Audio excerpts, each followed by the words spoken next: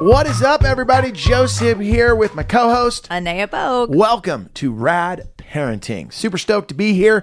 I gotta say, okay, I'm gonna set this up, putting Anea on the spot. Last week when you and I finished our show, we did our taping, and I was inside making coffee, which I shouldn't have any more of. And you were out on your cell phone, and I heard you drop an F-bomb. I can't believe it's the first time. Really? I gotta say, I didn't know that you swore. Well, that's because I'm so good when we're here doing Rad Parenting, because we have made a conscious decision not to swear on this show. Yeah. But if you spend a little more personal time with me, you would know it's a very common occurrence. The thing that made me feel so much better was since the first day you and I met each other. I do swear a lot. For the listeners out there, my vocabulary does consist of rad and bro and awesome, and I'm stoked, and you guys hear all that all the time. But the swear words have been coming out of my mouth since very, very early in my life. How are you on stage? Because I've seen you do comedy, but I can't remember. It doesn't feel like that's a big part of your stage. To set this up for today, I want to talk about swearing. I want to talk about swearing in front of our children. I want to talk about, and I asked you this earlier, and you said I got some great statistics about how early swearing starts. So, which is crazy. Okay, don't go into it yet, but I want you to. But I'm excited. I really wanted to kind of tackle this issue for the parents that are listening out there. They got the teenagers and the kids that are in 5th and 6th grade, and then you got the toddlers about swearing in front of your kids. Does it have any long-term effect? For me, I'll just say this really quick. I grew up swearing. I moved in with my dad when I was 14 years old. My parents got separated, so I moved in with my dad, and my dad is super smart man. You've talked to him before. He's a linguist. He's taught all over the world, study of language. Highly educated. And I remember I was sitting with him at the dinner table, and I was just, every other word out of my mouth was F this and F that. But what he said to me was, and I think this might apply to my stand-up, is he goes, Joe, you can't swear that much. And I go, and when I was a kid, and I go, why, Dad? And he goes, I just don't hear it anymore because you swear so positively. You just said, I effing love you, Dad. I effing love this pasta. I love this glass of milk. Oh my gosh, Dad, you know how effing awesome it is living with you. And he goes, and it was so positive, I just stopped hearing you say it. And he's like, he goes, I would love to do a study on you because I've never heard anyone use the F word in such a positive affirming way. Great. With all of that said, and we'll get into it maybe later on with stand-up, is that I just always have felt if I wanted to be taken seriously, I needed to take that language out. And even as a small kid, when I got into punk rock, the bands like the Ramones, I noticed they never swore on their records. It was just, I was like, oh wow, like maybe I shouldn't do that. But for this conversation today, hearing Anea Bogue drop the F-bomb in the parking lot, I was so blown away. And I had to ask you, for the parents listening, I just got to say, our question today is, first of all, when does swearing even start with kids? Because for my son and his friends, when they come over and they're in the front yard and they don't think I'm listening, the kid there's this one kid, I'm not going to give his name because I don't want to sell him out, but he is the sweetest kid in the world.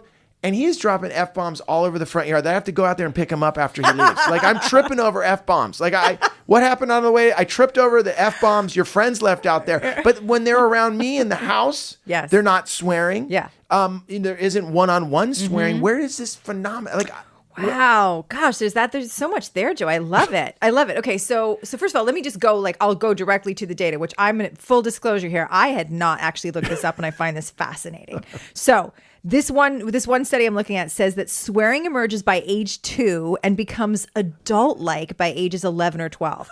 Now, wait for this. Brace yourself. By the time children enter school, so let's say age 5, the ripe old age of 5, they have a working vocabulary of 30 to 40 offensive words. 30 to 40? Yes. Like, where are they using them? Because that is baffling to me. Like, my 8-year-old never swears. I can't even imagine those words coming out of her mouth. My 20-year-old, swears periodically, but it's definitely not part of like her, she doesn't. It's not part of our vocabulary. It really isn't, like, not in it. She'll do it for emphasis, which I think a lot of people do. Like, and it's interesting because both my girls, I mean, my husband and I, it was not a, like, we don't swear at our house. I said to you earlier, like, it's always a little surprising to me how many adults will be in my home or around my children, especially my little one, and apologize if they slip up and say even things that I'm like, that's not even really a swear word. But so I've always come from the place when we were raising my older daughter, we would say things like, just FYI, it's not going to be like this in everybody's house. So if you're going to go have a play date with Sally and you are going to, talk like we talk, chances are Sally's parents might not want you to come back, because people have, sometimes I think like, I think a lot of parents are sort of on autopilot, to be honest, about this particular subject. Is it's just like that you just don't do it, and so we don't really talk to our kids about, how powerful language can be. That's what I want to drop into. Okay, let's open up that discussion right now. Once again, you've used we're on the stage and our children are in front of us and they mirror what we do. Yeah. How do you talk to them about language?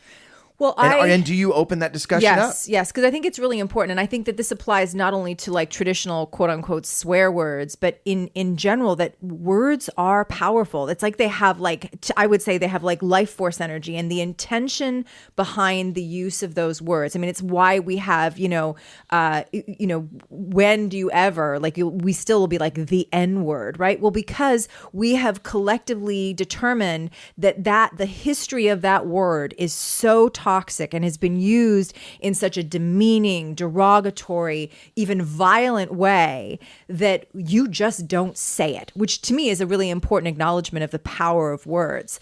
That being said, I think that to just sort of like have this blanket statement of, you until you're such and such an age or until you're an adult, you just don't use those words without having a discussion around, what is the power of words, and beyond traditional swear words, what are other things that you might want to be careful about saying, things that are offensive to other people.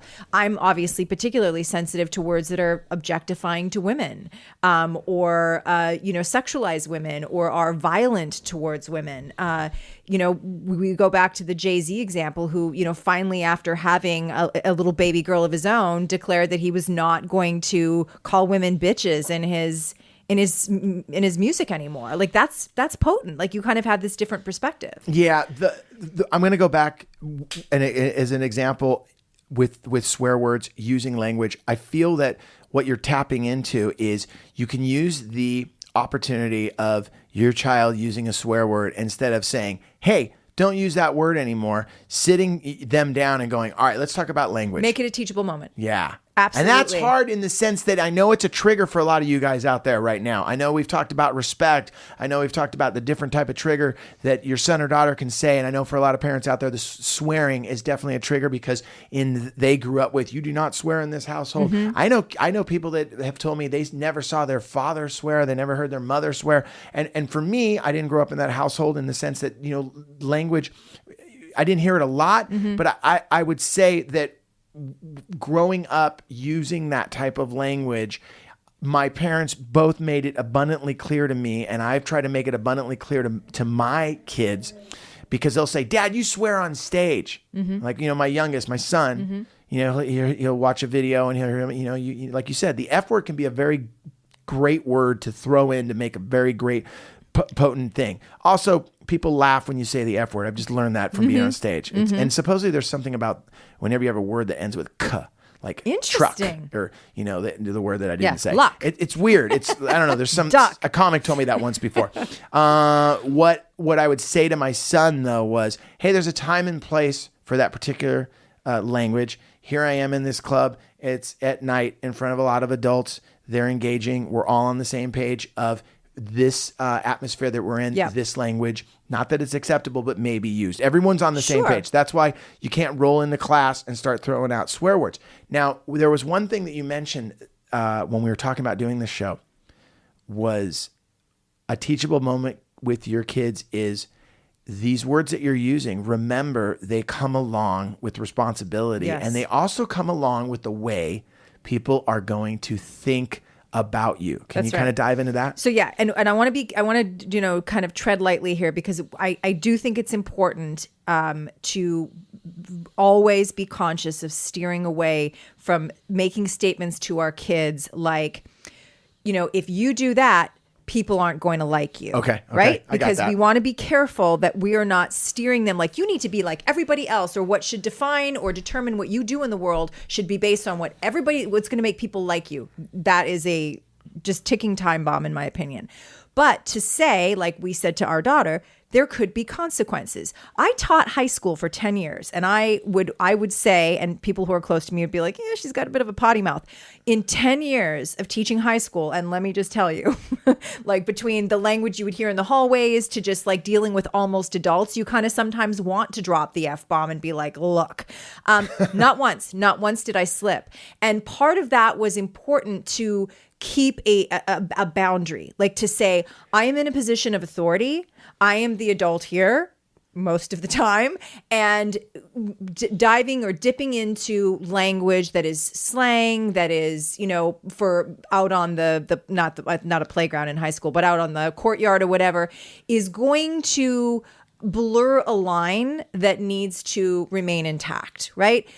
By the same token, if you were giving a presentation at work, something that was formal, chances are that if you want to be taken seriously, if you want to be viewed as, a person who's focused on the pure content, and you're not relying on, these words to emphasize different bits, you're not going to do that. And so I think it's important to have that conversation about language being appropriate in different contexts, and that it does have a life to it that we need to be aware of. And if you're going to use adult words, that comes with a certain adult responsibility, at the very least, some awareness of how they're going to land with your audience. Absolutely. One of the things that I always wish, going back in time, is that you just touched on slang words. And in our household, slang has been used a lot. Anyone that listens to this show knows that I talk that way. I have a joke about it on stage. Slang is your first language. Yeah, I have a joke about it all the time that I do, in a set where I always say I wish I could have been a doctor, but you can't be a doctor when your vocabulary consists of bro and awesome and rad and I'm stoked.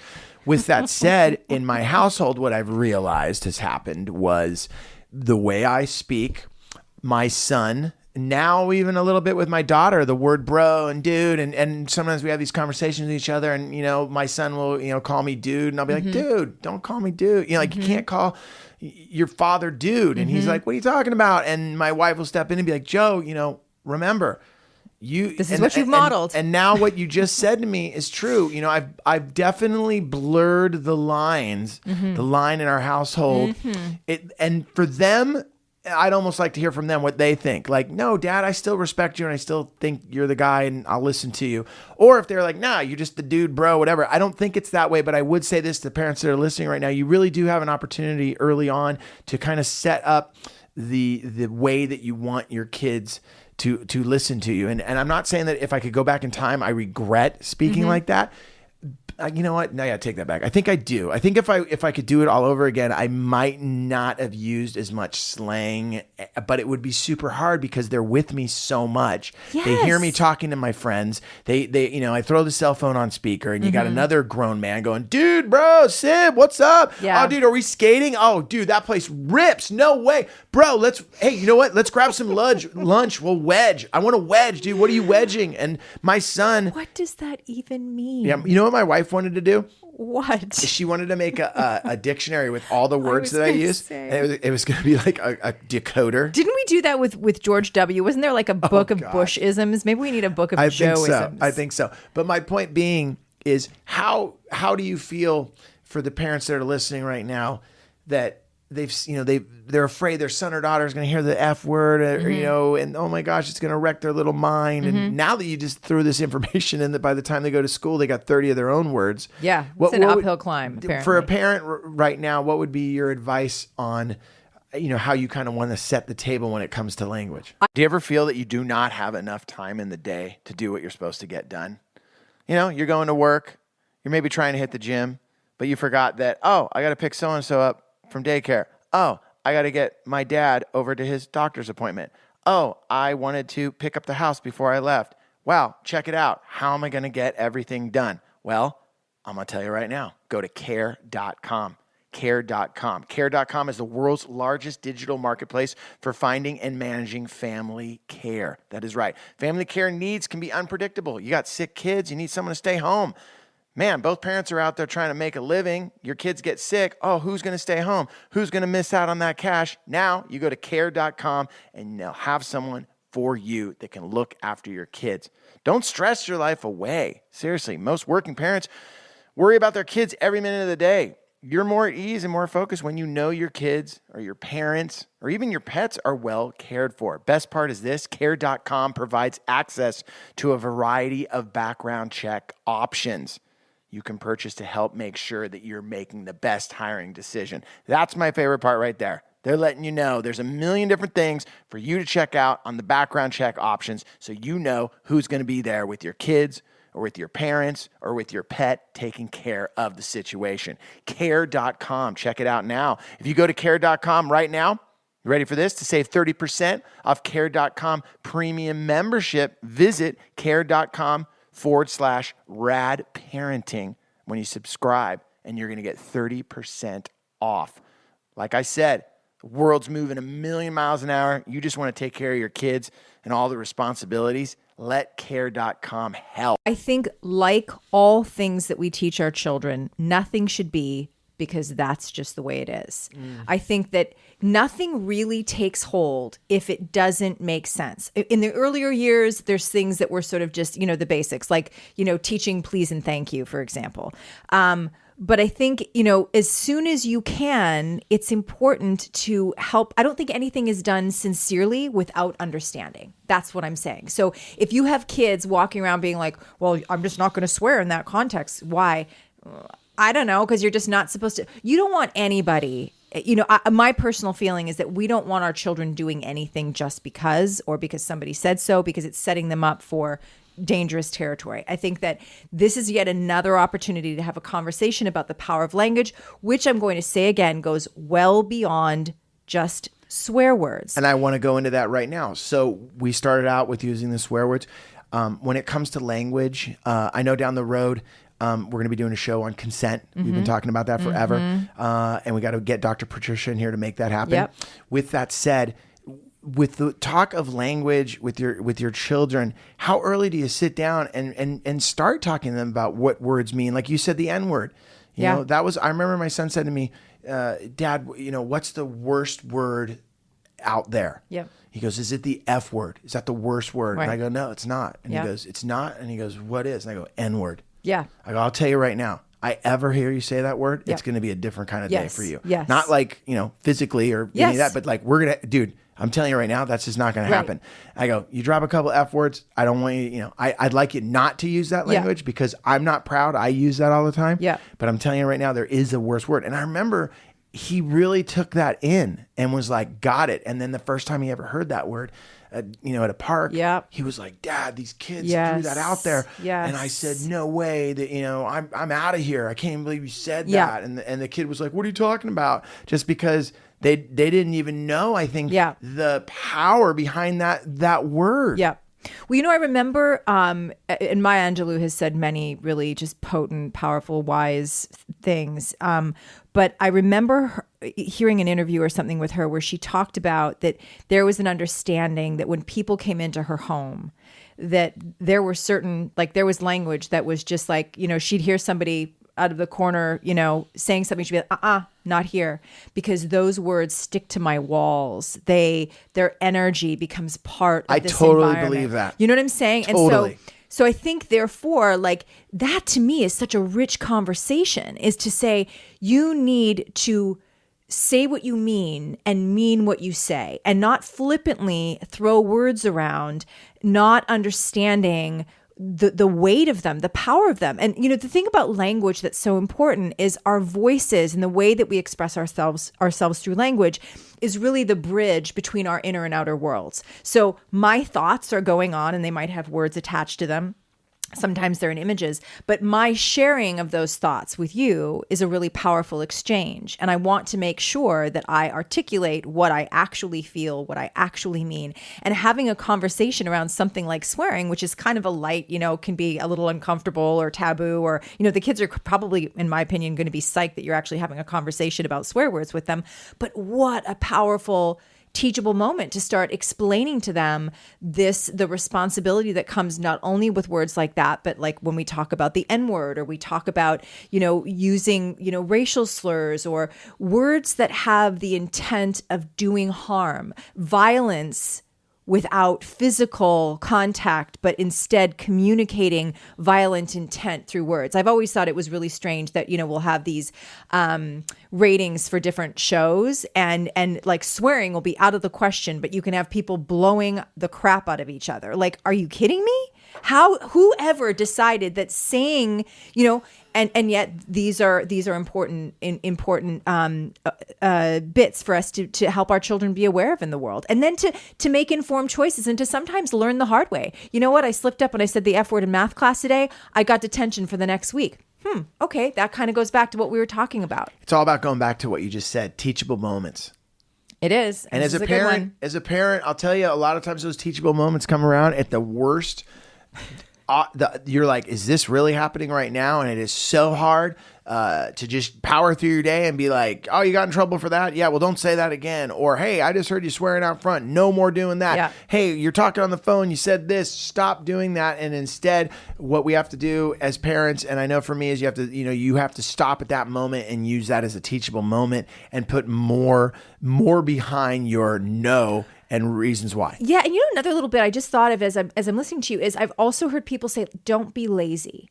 Like, don't start using like the F word instead of like saying what you really mean, because it just becomes easier. And I think I've heard that a lot with comics. Like, it's just like, it's so easier. Lazy. Yeah. For you just to be like throwing a few F bombs, and that's going to make it funny, because people are either slightly uncomfortable or just sort of taken aback, instead of really getting, down to the nitty gritty and creating great content. Yeah. And love him or hate him, I'm a fan. Leno once said he didn't swear because he felt that was the easy way out. And if the joke needed to have the F word in or something like that, he would work harder to make it not hit, or to make it so that it would hit. And he used the example of one time he saw a comic come out on stage and just say, I effing hate L.A., and everyone laughed. Like, that was the first thing out of his mouth. And he kind of sat in the back of the room and said, yeah, you got to laugh, but you need to ask yourself, what kind of laugh are you getting? Yeah. Now we're going down a whole other world, and this is not a comedy podcast. I love nerding out. I love nerding out on that. It really is the power of language, what I've learned. And I loved what you said about words sticking to the wall. I totally believe that. I feel that we're here on this planet, and at some point there is going to be some sort of, it's almost like, This Is Your Life. Did you see the Albert Brooks movie where like they had all the tapes of everything that he had done in his life, and like it was like these videotapes, like, remember when you did this, remember when you said that. And I do believe at a certain point that there is, let's say for this conversation, almost a master recording of all the things that we've said, all the words that we've used. What we really meant to say was this, but what we did is say it this way and use these words.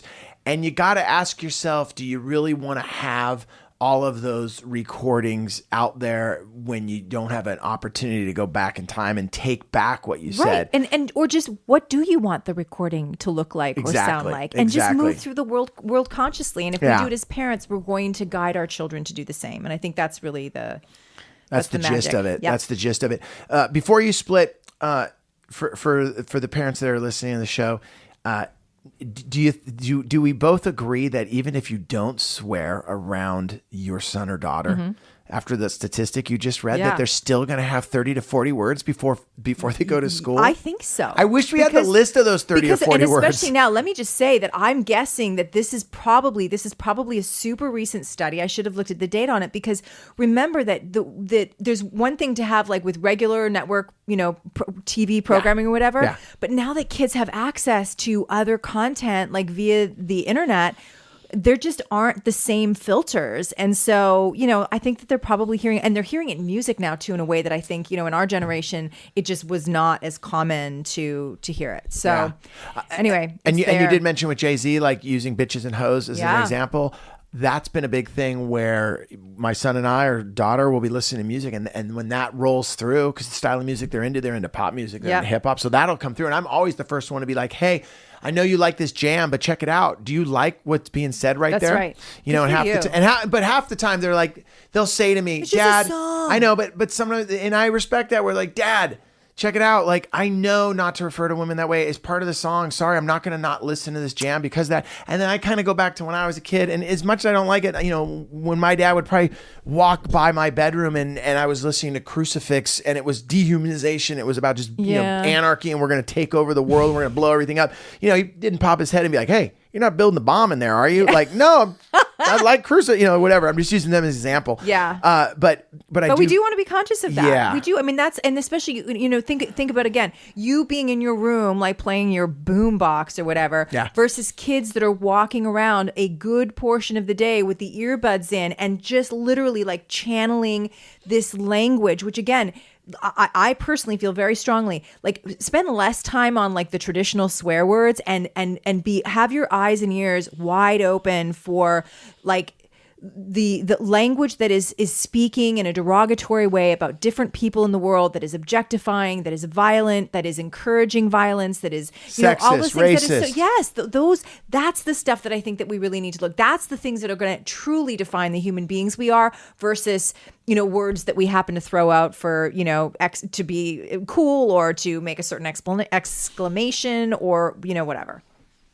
Blah blah blah. I'm out of words. Hey, you know what I'm proud of? What? That you and I've never sweared on this show. I know, it's pretty good. So when we come in, it's impressive. It is.